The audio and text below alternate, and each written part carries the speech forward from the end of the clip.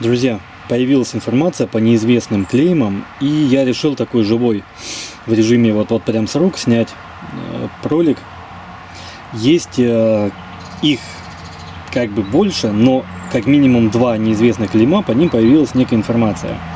И в одном случае я практически на 100% уверен, сходится и по клейму, и логически, то по второму клейму есть вопросы, но мне кажется, информация это более-менее, опять же, по логике верная. Хотя 100% доказательств у меня, к сожалению, нет. Первое клеймо, я уже показывал, снимал ролик, это вот У7 это сталь и ПТ.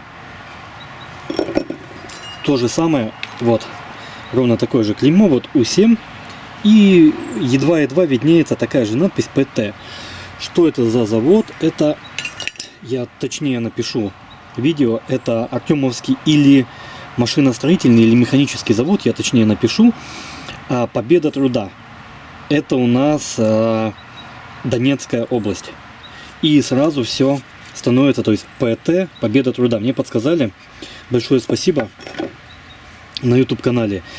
И топорики на самом деле очень классные. То есть вот здесь вот я перезакалил только потому, что относил в кузницу, потому что было кривое лезвие.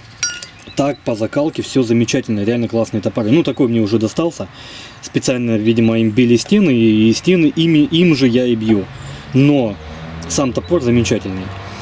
И второе клеймо, это вот неизвестная шестеренка. Вот она, шестеренка, и в ней ключ. Это непонятное клеймо, и точно так же здесь. Я его уже начал делать. Ну, здесь оно просто закрыто. Изолентой закрыл. Точно такое же. В чем фишка? Вот здесь видно, я уже показывал в ролике. Подготавливаю как раз.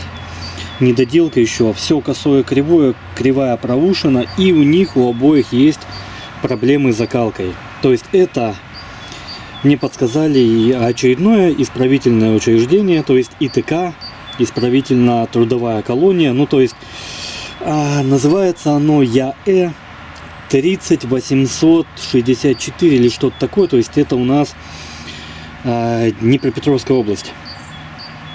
То есть тоже получается очередное из исправительных колоний. И это объясняет опять же, почему такое низкое качество.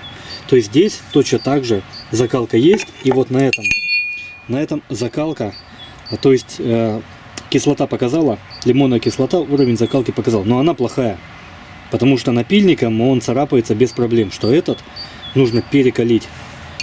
И точно так же этот, здесь есть следы. Вот, пожалуйста. Есть следы, напильник берет без проблем. То есть закалка здесь плохая. И на этом, и на том. И это, в общем-то, довольно логически сходится, потому что качество редко было у ИТК хорошее. Но как бы то ни было, это исправительное учреждение просто под номером. И это у нас Днепропетровская область. На форуме там буквально 2 слова об этом говорится. 100% доказательств нету, но хоть что-то. Логически сходится. Качество, мягко говоря, так себе. Я, честно говоря, поспешил. Здесь нужно будет его точно так же перекаливать. Но у него пропорции еще терпимые. И мне кажется, вот как раз я себе хочу лесной топорик. Для лесного топорика будет неплохо. Даже если учитывать, что нужно перекаливать. И здесь будет еще дополнительно стачиваться. Перетачиваться и стачиваться. Ну, то есть его габариты как раз будут неплохие. Толстая проушина будет только плюсом в лесу. Бить камни, дерево, что угодно. Забивать колышки. И то же самое здесь. Качество исполнения оставляет желать лучшего. И закалка никакая. То есть это у нас ИТК Днепропетровской области.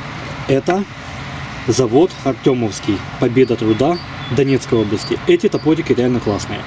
Вот такая информация у меня появилась. Я поспешил ей с вами поделиться. Может быть, кому-то это будет и интересно. И у кого-то лежат такие же топорики. И люди не знают, и во всем интернете фиг найдешь информацию по ним. Спасибо большое тем, кто подсказал. И будем дальше изучать эту тему, исследовать историю и восстанавливать топорики. Спасибо.